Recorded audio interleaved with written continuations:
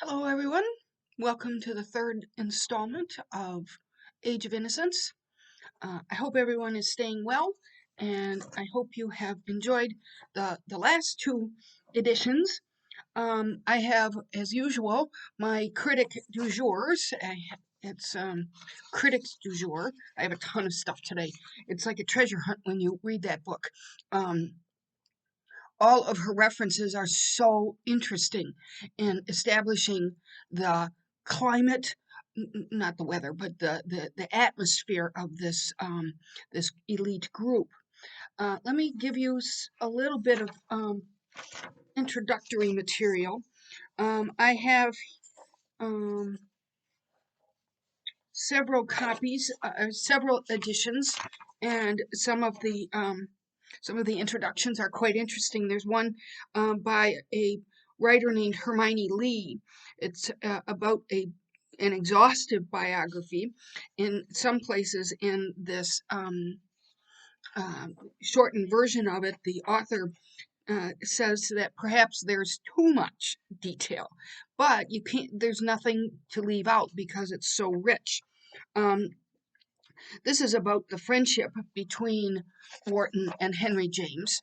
Um, this edition begins, yes, all my blue disasters, quote unquote blue disasters, will be shut out forever when he goes. This was Wharton talking about Henry James as he was dying. They had an extraordinary friendship. It was a profound mutual incompatibility along with profound mutual need, a short-lived, mainly unconscious mentorship on his part, and a light waspish self-assertion on hers, and throughout a moving devotion spiced with itchy complaints and private mockery. Wharton was rich, hugely successful, a lavish spender, a builder and restorer of good houses, grand houses, an extravagant and lordly traveler. Everything about her, at least on the surface, was energetically declarative. There was doubt and more than a share of suffering, but these were held close by her even as they were the engines of her prodigious literary outfit. She wielded a keenly discriminating intelligence, subtly tended to disappear into the need to control and impose in her work as well as in her life. This summary goes on to say Wharton used her writing to combat the narrowness and vulgarity of American society and her money to escape it. The Innocence in the Age of Innocence, set in the 1870s New York, is murderous. A refusal to admit any culture beyond its own constricted version, one that seals the mind against imagination and the heart against experience. Those are her words. The protagonists of her other major novels are corrupted or trapped by society's evils. Remember, there was another critic last week who said that one of the major themes in this book is entrapment. The protagonist, the traditional comparison with Henry James, as Lee notes, is largely off base. And we saw that too. Other critics are beginning to note that while there was a connection between them, there are major literary differences. Um, Insecure, fragile, depressed over his lack of popular success, James was paradoxically sustained by the rich solicitousness of the Whartonian cyclone. Her cyclone, like she's whirling around. Her insistent silver-sounding toot comfortably agitated him, not least because he could make fun of it. She was too confident to mind, and complain of the exhaustion she caused him. Billowing in enormous hats and scarves, I showed you those pictures last week. She was she spun James, hunched and dry, all around France in what he baptized the vehicle of passion, her car. Happily, he noted the daily dispatch of servants to prepare hotel rooms at the next stop. Happily, he remarked on the wild, almost incoherent restlessness of wealth. Depression hovered. It was not always easy to muster the convolutions to be James, and in Wharton's excursions there was comic touching surcease. So just a little, again, a reiteration of the connection between the two. I have a little bit of insight into the title, The Age of Innocence. The Age of Innocence is a title both ironic and poignant. Ironic because the quote unquote age or period of the novel, the late 19th century, teems with intolerance, collusion, and cynicism. Poignant because the only innocence lost is that of Newland Archer, the resolute gentleman whose insight into the machinations of aristocratic life comes late. The novel proceeds from a working assumption that is best summed up by Ralph Waldo Emerson in his essay Self-Reliance, and this is a quote from Emerson. Society everywhere is in conspiracy against the manhood of every one of its members. Edith Wharton advances this belief with a vengeance, and it gives tragic depth to the life of Newland Archer, a life that might otherwise seem pedestrian and unworthy of close examination. The novel asks a number of questions, and I thought these were very interesting because it establishes where Wharton is going. Is a man, for example, of influence and position a master of his own fate? Interesting. Or is he mastered by tradition, expectation, and prescribed morality? Wait till we get to the end of the novel for that one. The novel also asks, must security be purchased with sacrifice? Is it moral and honorable to protect others at the expense of one's happiness? Or is Archer a puppet, incapable of claiming morality or honor because his actions are forced upon him by the designs of others? The material that we're going to cover today, in I think it's chapter 7, he begins to question this already firmly established social order. Is duty to one's community more important than duty to oneself? Can and should any society determine the right course of actions for an individual?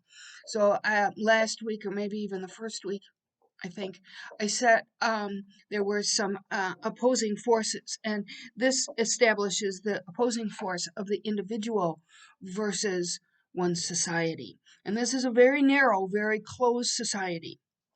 So I have to come back to that piece of paper. Let's see.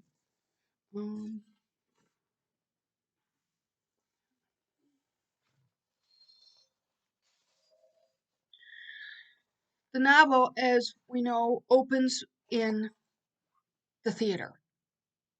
And the theater is a very subtle backdrop.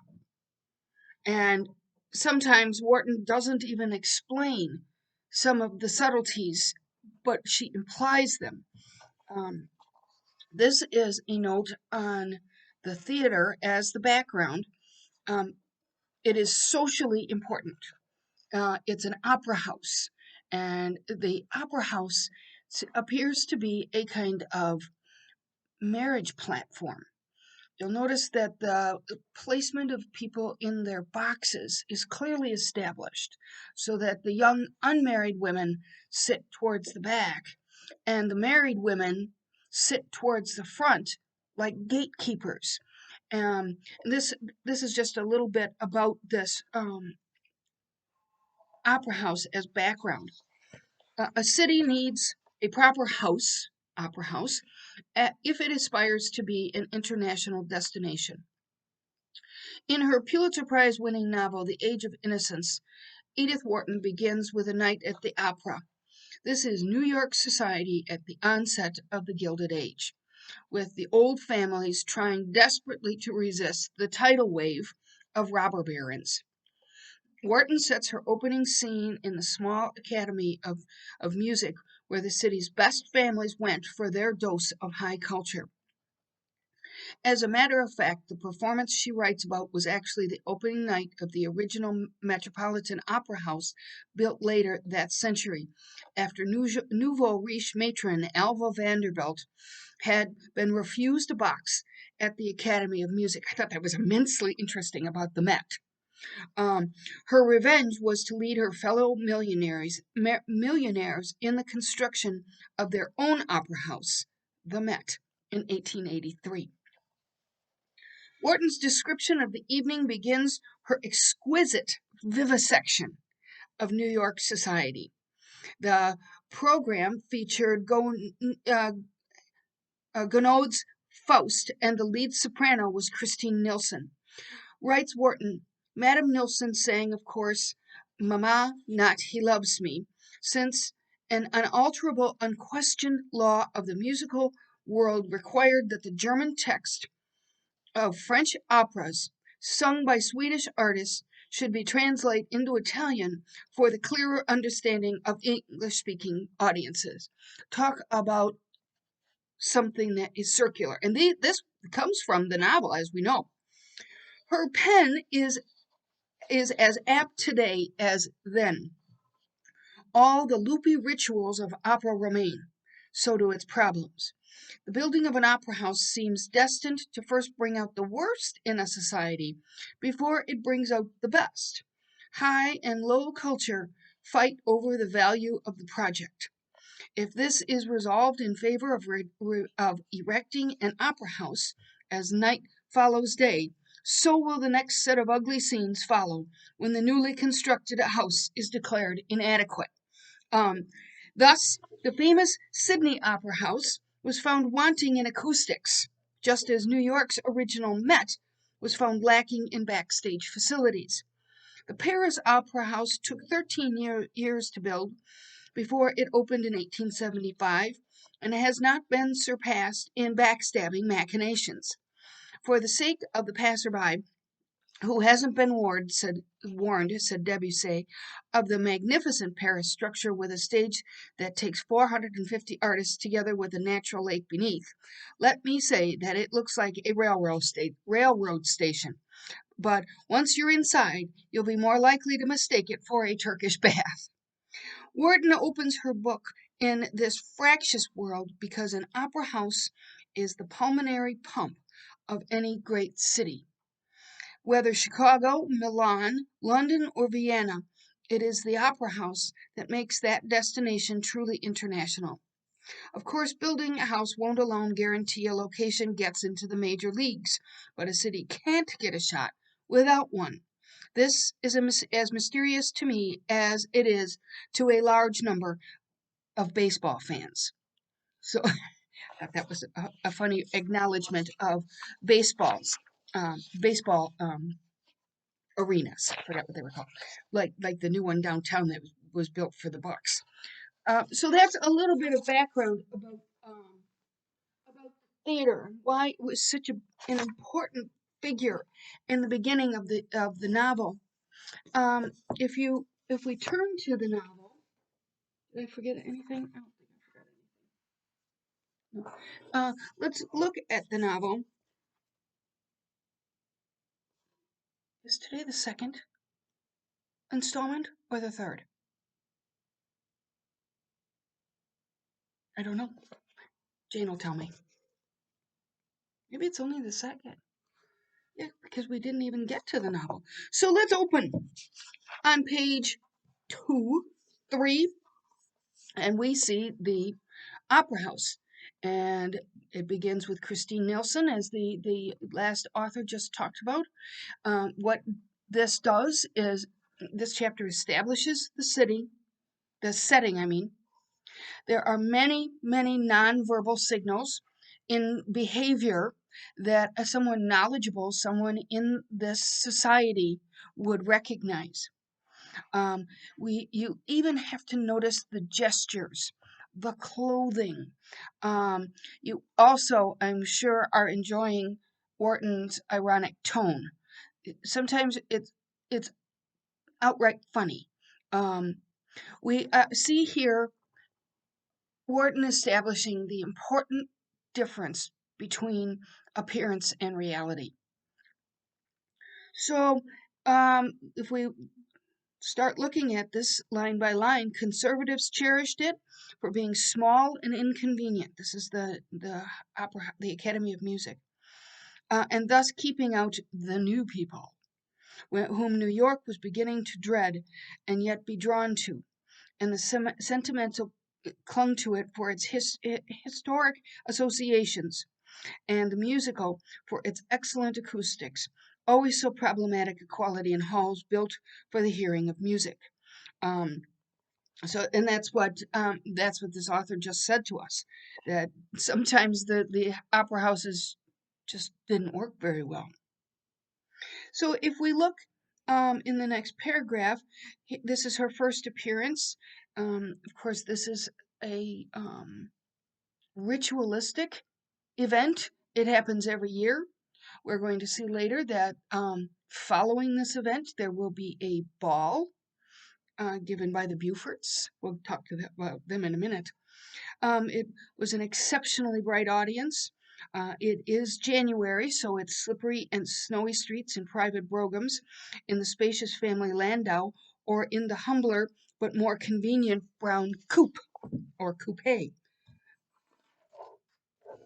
That's it. That's a brown. Oh, I think it's Um, and I don't have a color printer, so I couldn't print this in color. That makes sense. But it was brown. It was brown, and I think it was the equivalent of taxis. One takes a taxi from the theater section in London, one of those big black ones, so that you don't have to park your car. You don't have to wait for your, in this case, your footman to come for you. You just hop into the first one. It must be like a taxi cab. But notice the undercurrent here. To come to the opera in a brown coupe was almost as honorable a way of arriving as in one's own carriage, and the departure by the same means had the immense advantage of enabling one, with a playful allusion to democratic principles, to scramble into the first brown conveyance in the line. And remember, this is January, so they're in New York and it's cold, and they don't have the advantage of having north face down.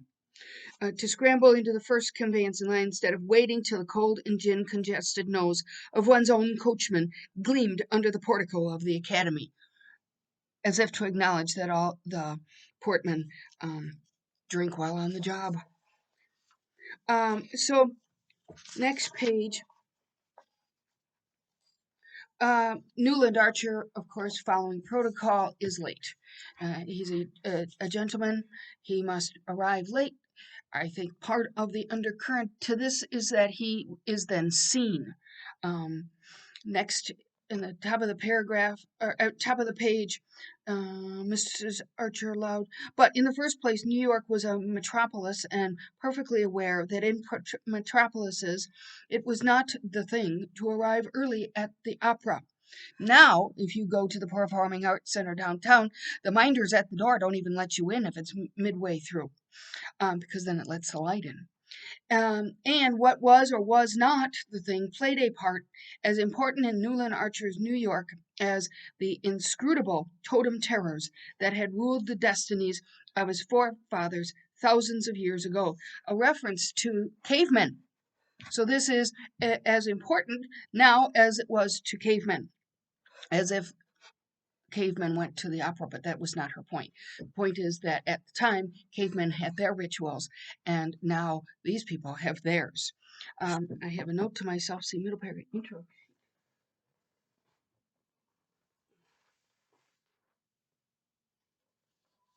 So Wharton presents Archer as a man of refined sensibilities, well educated, responsible, and alert to expectations.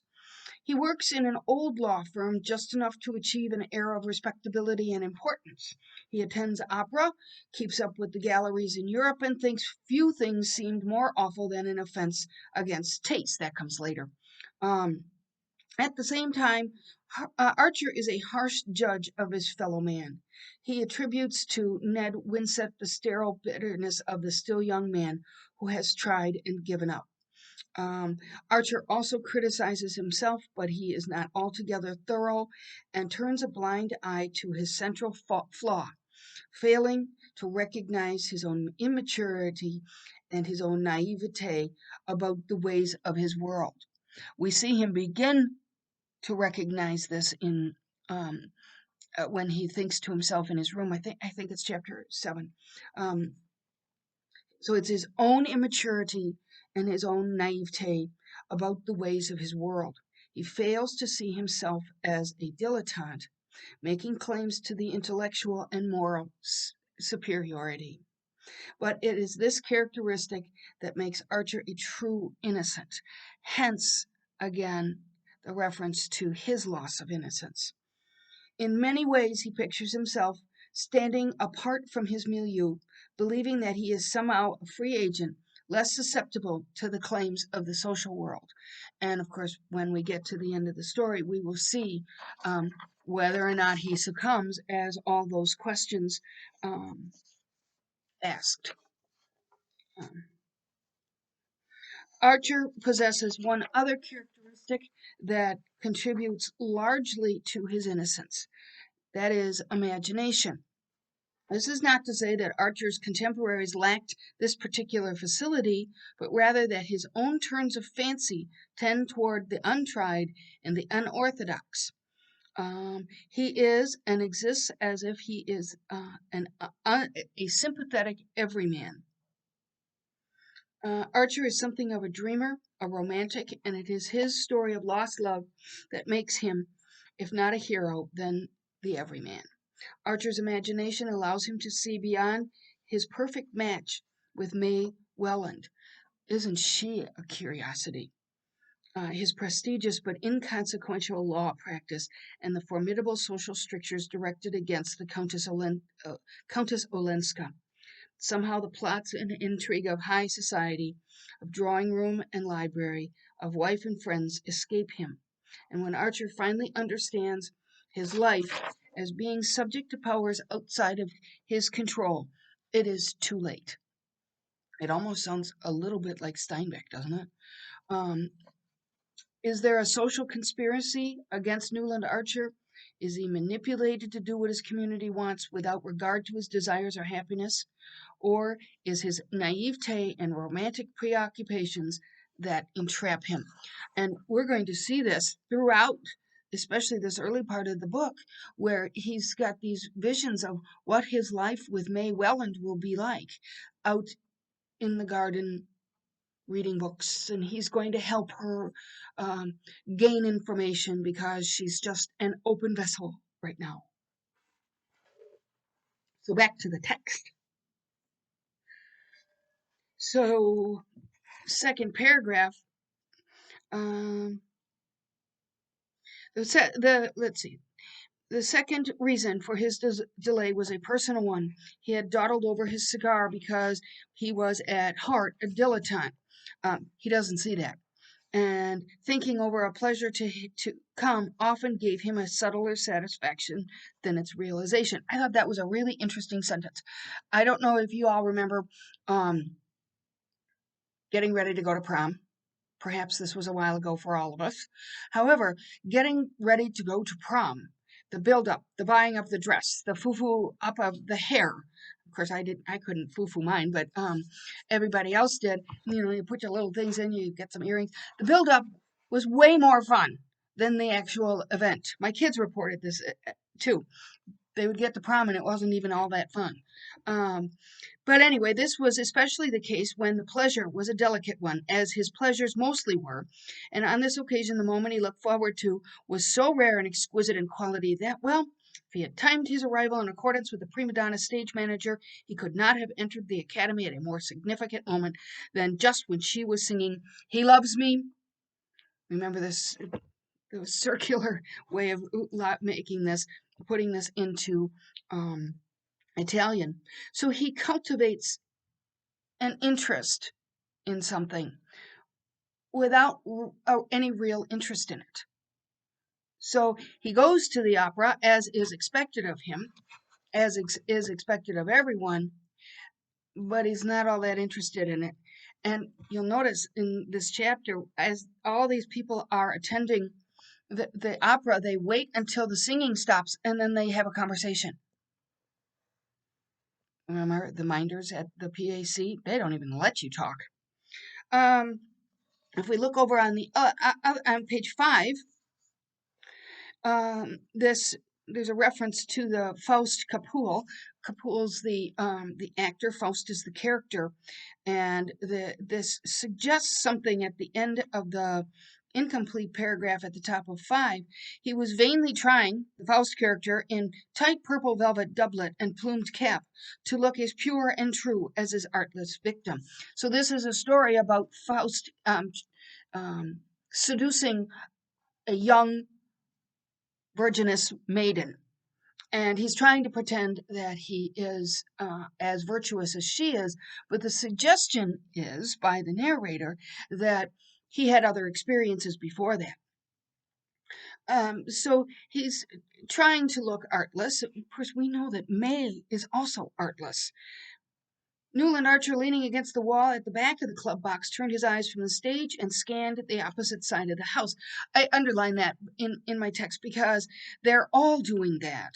They're all seeing who's here, where are they seated, next to whom, and directly facing him was the box of old Mrs. Manson Mingot, whose monstrous obesity had long since made it impossible for her to attend. We are going to get quite the description of Mrs. Manson Mingot. She's enormously obese, which is really hilarious, I think.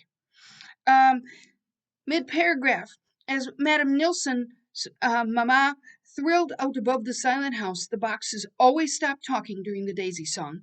A warm pink mounted to the girl's cheek, mantled her brow to the roots of her fair braids, and suffused the young slope of her breast to the line where it met a modest tulle tucker. So, of course, she's wearing a white dress. She's holding white lily of the valley. Lily of the valley come in spring, of course. So she's in the spring of her life. There's all of these, and she's got a modest tulle tucker. Took me a bit to figure that one out. Um, you know how if you had a low cut dress, you just stuff a hanky in there? Well, that's what a tucker is. Um, Nobody, she's a maiden, and she's not even, the engagement has not even been announced. He drew a breath of satisfied vanity and his eyes returned to the stage. Vanity because he's now made such a good match. Let's see, down towards the bottom of this paragraph, the next paragraph. Gigantic pansies, considerably larger than the roses and closely resemble the floral wipers made by female parishioners for fashionable clergymen. There's so many conundrums in here. Fashionable clergymen, and then the gigantic pansies, larger than the roses. Um, all of this is remember what I showed you, that picture of the Victorian decorating with these big fat flowers and right? But a floral pen wiper is about the size of my phone, and it had a little, usually black felt top on it. And when people were writing with pens with tips, they would dab at it so that it wouldn't blob on their papers. Um, so anyway, I thought that was kind of an interesting little description. So this is all about the setting in this incredible opera. Sprang from the moss beneath the rose trees, and here and there a daisy grafted from a rose branch flowered with a luxuriance prophetic of Mr. Luther Burbank's far off prodigies. Well, Mr. Burbank, I had to look him up. I had never heard that name. He developed some 800 strains and varieties of plants. So the reference here is to this botanist and the extraordinary development of new varieties, as if all of this on the stage are new varieties because their sizes and comparative size aren't close to reality. Okay, if we look on the next page, and let's see. In the center of this enchanted garden, enchanted because it's not real, Madame Nilsson, in white cashmere slashed with her pale blue satin, a reticule dangling from a blue girdle, and large yellow braids carefully disposed on each side of her muslin chemisette. That's underwear. But it was meant to show. I'm sure that you notice when you're walking down the street anywhere, or maybe you're driving down the street, and you see young girls now with you can see all the straps and everything in the back. You know, it's the fashion. And this is the same thing. Um, as he contemplated her, now we're back in the next paragraph. Here's where he's so romantic and so idealizing her. The darling, thought Newland Archer, his glance flitting back to the young girl with the lilies of the valley. She doesn't even guess what it's all about, suggesting that she's so naive that she doesn't even get that Faust, the Faust character, is trying to seduce this very young, naive girl. Um, as he contemplated her absorbed young face with a thrill of possessorship in which pride in his own masculine initiation was mingled with a tender reverence for her abysmal purity. Interesting phrase. Abysmal, of course, the connotation is that it's dreadful, but it also, the second meaning is deep. So she has this very deep purity, and he hints at what will be his experience with her. We'll read Faust together by the Italian Lakes. I think that's just hilarious. He thought, and somewhat hazily confusing the scene of his projected honeymoon with the masterpieces of literature which it would be his manly privilege to reveal to his bride. So that's how naive she is, how limited. She's not educated, of course, but he's going to take care of that. Down towards the bottom of this page, again, Archer's thinking about her, and he says, let's see, he says, he meant to her, thanks to his enlightening companionship, to develop a social tact and readiness of wit, enabling her to hold her own with the most popular married women of the younger set, in which it was the recognized custom to attract masculine homage while playfully discouraging it. Those are the strictures of chivalry. That's I'm sure that Wharton knew about the King Arthur stories, because that kind of chivalrous behavior where you hold some woman up on a pedestal, but you adore her, but you can't touch. And he's creating the same sort of scenario in his mind. If he had probed to the bottom of his vanity, as he sometimes nearly did, he would have found there the wish that his wife should be as worldly wise and as eager to please as the married lady whose charms he had held fancy through 2 mildly agitated years. We're going to hear about this affair occasionally in the book. He had an affair. What was her name? Mrs. Rutherford, something like that. Here's where a live class is helpful. If I forget names, then people will say Rutherworth or something like that. Anyway, it suggests that Archer is experienced and this poor girl isn't. And remember the story last week in Wharton's biography? She mentioned the event just before her marriage, the night before her marriage, in which she asked her mother about what, those secrets. And the mother disdained her question. And we're going to see another reference to this event where these poor girls are just thrown into the marriage and have absolutely no clue about what's going to go on. How, down at the bottom of this page, how this miracle of fire and ice was to be created and to sustain itself in a harsh world he had never taken the time to think out. So he's got a dream. He wants her to be naive, childish, and an open book for teaching, and yet he wished she was also worldly wise, like the woman he had an affair with. weird circular reasoning.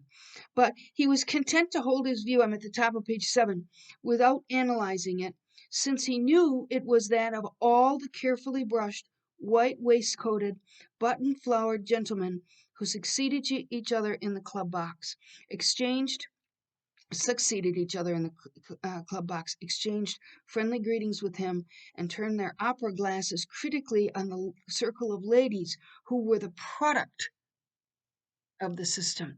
We have heard that language before, where women are the products to be cultivated and then bargained for.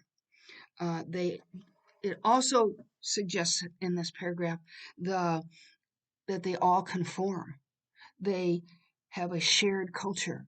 There is a sameness about them. At the end of this paragraph, Newland Archer, oh no, singly they betrayed their inferiority, but grouped together they represented New York. And the habit of masculine solidarity made him accept their doctrine on all issues called moral.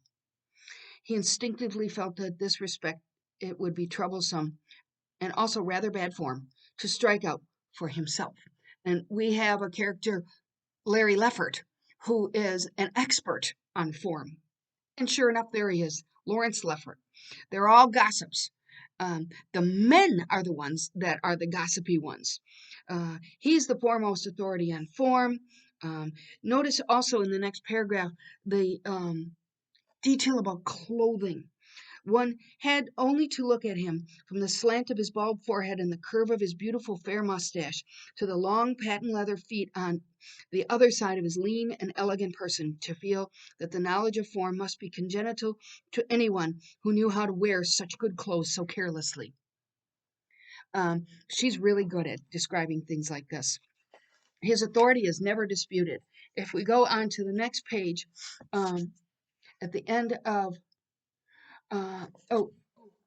page 8, in walks Ellen Olenska, who's clearly different. She's a young woman, a little less tall than May Welland, with brown hair growing in close curls about her temple and held in place by a narrow band of diamonds. The suggestion of this headdress, which gave her what was then called the Josephine look, was carried out in the cut of the dark blue velvet gown, rather theatrically caught up under her bosom by a girdle with a large old-fashioned clasp. She does not look like the other women. The other women are wearing clothes like on the cover. Here, of course, is Ellen Olenska, and there's May, and she's got a flower there, and it's an off the shoulder, and Ellen Olenska is wearing velvet and an old fashioned clasp, and she's got what to me sounds like something of a tiara. Um, she's coming from Poland. She's different. The wearer of this unusual dress, who seems quite unconscious of the attention it was attracting, stood a moment in the center of the box, discussing with Mrs. Welland the propriety of taking the latter's place in the front right-hand corner. You'll pay attention to the details of where they are seated. As I said, it dictated the protocol dictated where people sit. So we are introduced also to old Mr. Jackson, who was a great authority on family, and people, they are related to them, and they're wait till we get to I think I forget the chapter, maybe chapter 6 or 8, I can't remember exactly, where we get the history of the families, especially when it's Mrs. Yeah, that's an 8, I think. But also the leading characteristics of each family. So he knows who married whom and what caused what kind of madness in this one and who became the black sheep. Next paragraph. In addition to this forest of family trees, Mr. Sillerton Jackson carried between his narrow hollow temples and under his soft thatch of silver hair a register of most of the scandals and mysteries that had smoldered under the unruffled unruffled surface of New York society within the last 50 years. It's just hilarious how these people know. Of course, we all do something similar. Everybody knows who's the black sheep, and everybody knows who's married to whom, and who's not married to whom, and who should have been married to whom. Uh, for not only did his keen, I'm over on page 9.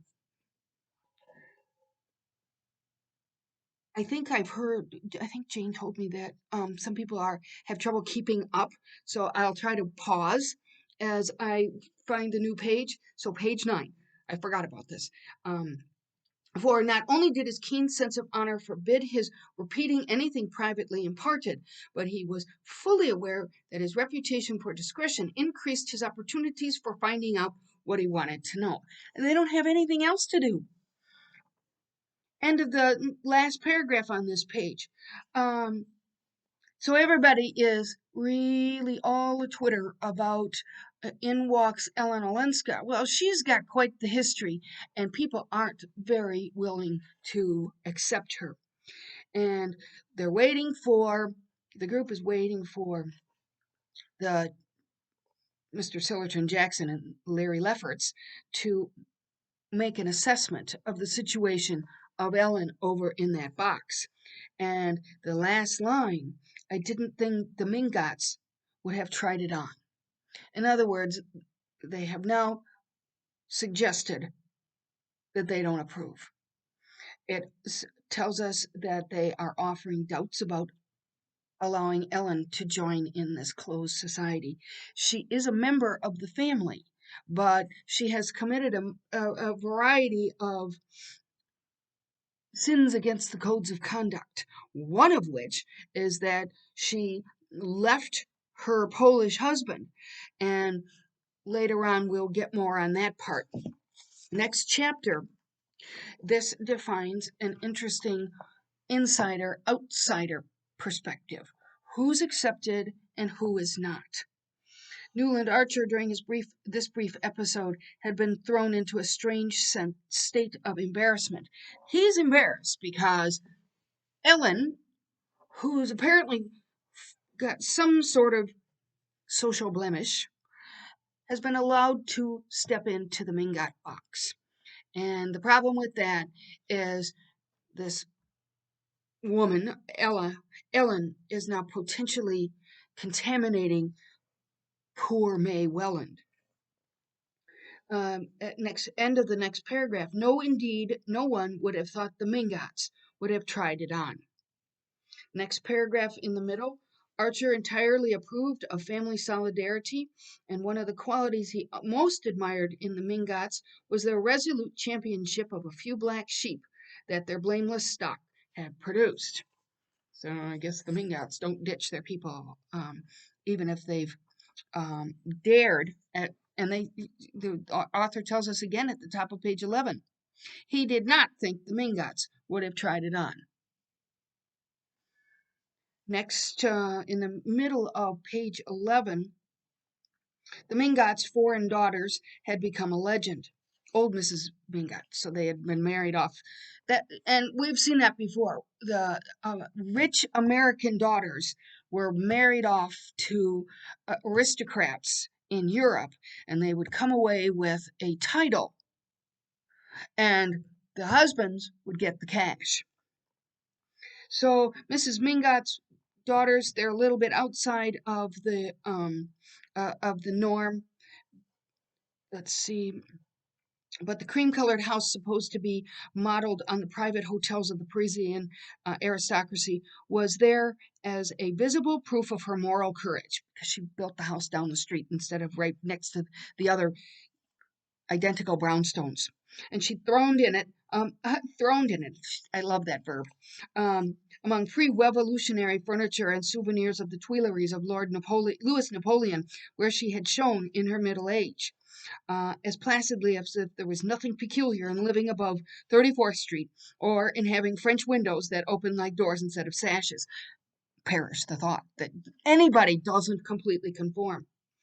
Next paragraph, towards the bottom, unkind people said that, like her imperial namesake, She had won her way to success by strength of will and hardness of heart, and a kind of haughty effrontery that was somehow justified by the extreme decency and dignity of her private life. So she never committed any sins, and therefore somehow she's able to be somewhat outside the norm. There's never been a breath on her reputation. And then towards the bottom of page 12, which is the next page, as for the cause of the commotion, she sat gracefully in her corner of the box, her eyes fixed. This is Mrs. Welland. Her eyes fixed on the stage and revealing as she leaned forward a little more shoulder and bosom than. Oh no, I think this is Ellen. It is Mrs. Welland, her sister-in-law. Yeah, yes. She leaned forward more than New York was accustomed to seeing, at least in ladies who had reasons for wishing to pass unnoticed. Poor Ellen is really going to take it on the chin. Down at the bottom, although she doesn't seem to mind.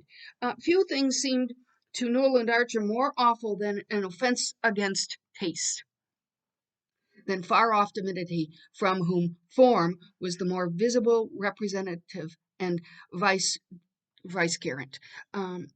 The It's interesting because this is maybe the creed of the group. He hated to think of May Welland's being exposed to the influence of a young woman so careless of the dictates of taste. And therein lies the problem.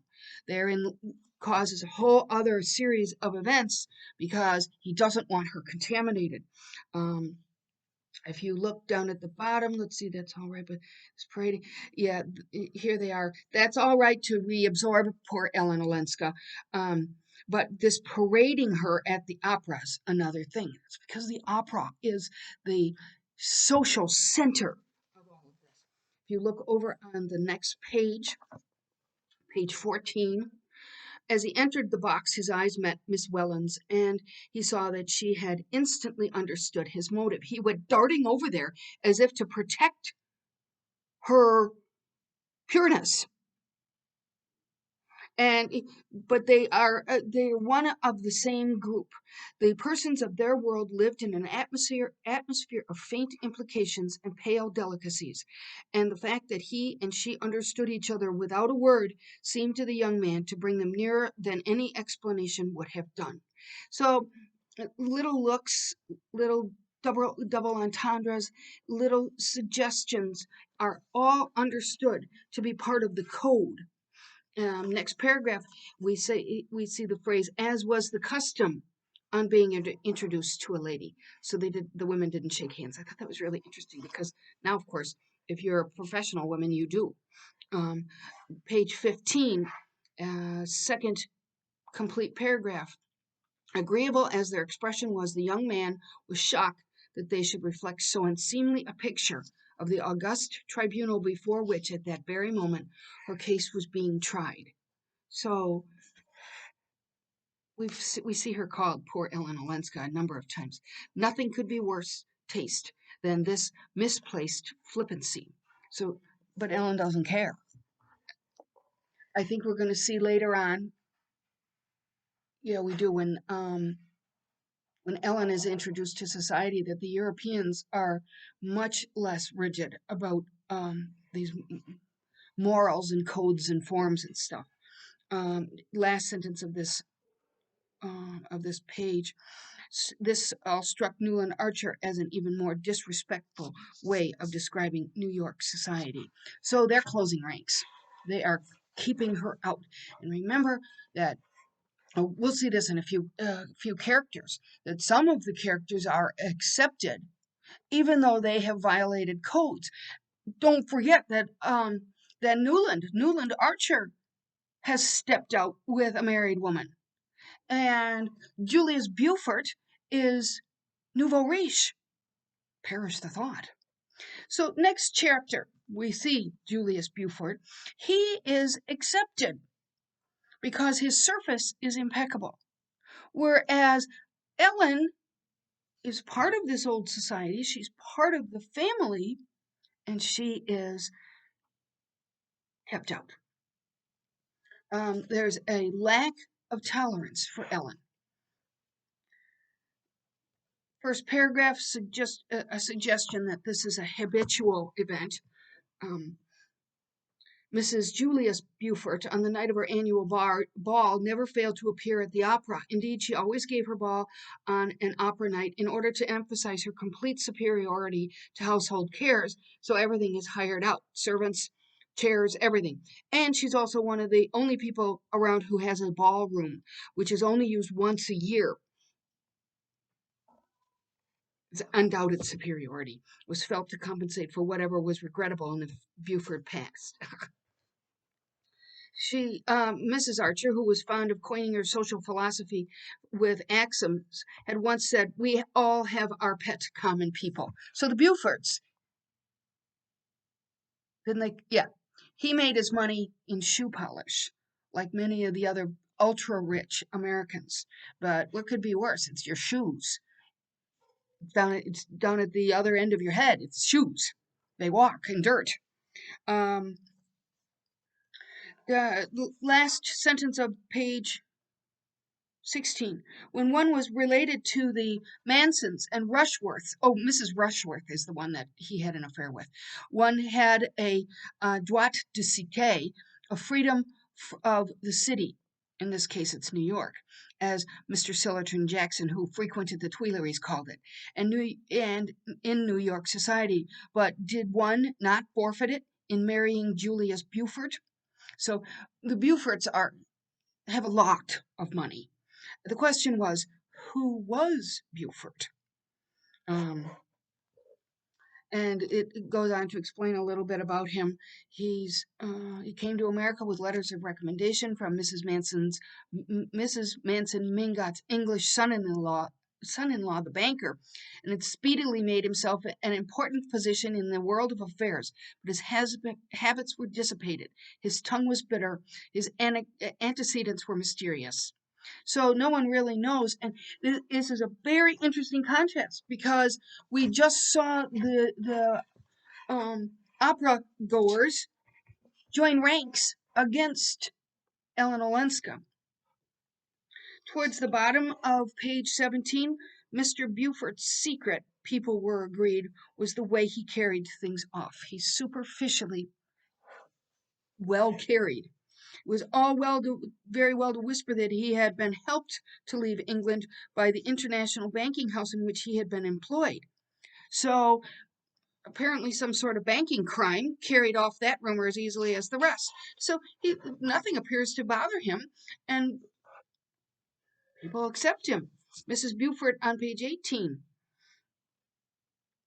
First complete paragraph.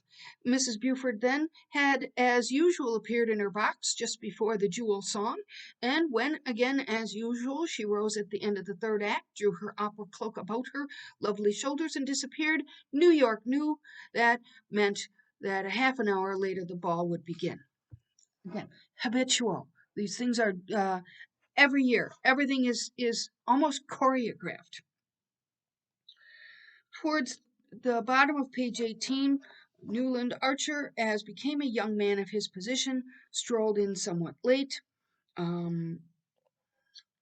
At the top, we're joining him now at the ball.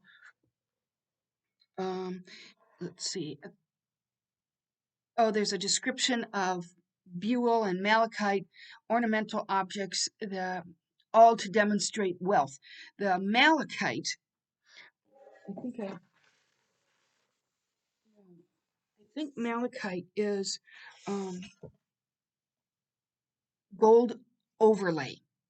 It's with a high carat kind of overlay, and then frequently it's over bronze, and other objects sit in this. I think that's what malachite is. And buhl is inlay. He's definitely afraid that the Mingots might be going too far. Again, another reference to them allowing her in. From the tone of the club box, he had perceived how grave a mistake this would be. And there's just quite a lot of description of their clothing. I'm sorry, I have a itchy. I think it's being outside all morning. Over at the top of the next page on 20. I just wrote in the margin, there's so much posturing. His joy was so deep that this blurring of the surface left its essence untouched, but he would have liked to keep the surface pure too. This is a poor May. Poor thing. It was something of a satisfaction to find that May Welland shared this feeling. Her eyes fled to his beseechingly, and their look said, "Remember, we're doing this because it's right." Well, what they're doing is announcing their engagement early, in part to fend off the contamination brought in by Ellen Olenska. On page 20, 3 paragraphs down. "Dear," Archer whispered, pressing her to him. It was borne in on him that the first hours of being engaged, even if spent in a ballroom, had in them something grave and sacramental. What a new life it was going to be, and this whiteness, radiance, goodness at one's side. Doesn't it sound like some of the characters in the leather stocking tales? They're all so pure. They shine. Towards the bottom of page 20. Evidently, she was going to understand. She was always going to say the right thing. So idealized. But this is what he felt he was entitled to, at the top of 21. He roused himself and remembered that he had not done so. Some invincible repugnance to speak of such things to the strange foreign woman had checked the words on his list. May had asked him to announce it to her. She's family. That's protocol. But he never got to it. Towards the bottom of page 21. "Yes, she's awfully fond of dancing," the young girl answered simply, but suddenly she made up her mind that her dress wasn't smart enough for the ball. Um, though we thought it was so lovely, and so my aunt had to take her home. We don't know why she decided to stay clear of the ball. Perhaps she felt the disdain shooting at her. We'll see this later. "Oh, well," said Archer with happy indifference. Nothing about his betrothed pleased him more than her resolute determination to carry to its utmost limit the ritual of ignoring the unpleasantness in which they both had been brought up. "But I shall never let her see by the least sign that I am conscious of there being a shadow of a shade on poor Ellen Olenska's reputation." So there's much going on below the surface. May and Archer even speak with their eyes, but they all understand each other. That's because this is a highly developed, highly codified portion of society. In chapter 4, um, it begins, "In the course of the next day, the first of the usual betrothal visits were exchanged." Again, codified. "The New York ritual was precise and inflexible in such matters. One does this, then one does that, one does this and that." Then they go to Mrs. Manson Mingot. It was always an amusing episode. The house in itself was already an historic document, though not, of course, as venerable as certain other old family houses in University Place and Lower Fifth Avenue. It's all comparative. Everything is always compared. Those were of the purest 1830, with the grim harmony of cabbage rose garlanded carpets. I showed you pictures of that. Uh, but all the houses are the same. They all have that. Then towards the middle of the page, whereas old Mrs. Mingot, who had built her house later, had bodily cast out the massive furniture of her prime and mingled with the Mingot heirlooms the frivolous upholstery of the Second Empire. The Second Empire is Napoleon. That's the French. And if you know anything about French architecture, it's swirly and carved. She was sure that presently, and towards the bottom of page, 23, she was sure that presently the hoardings, the quarries, the one-story saloons, the wooden greenhouses and ragged gardens, and the rocks from which goats surveyed the scene would vanish before the advances of the residences as stately as her own. I thought this was really interesting because the place where this house was built has now been absorbed into the city of New York. She was living out in the boonies, and it does weirdly foreshadow which actually occurs. I have some notes about this. Let's see what I have here. Uh, I'm just going to put this on pause for 1 second because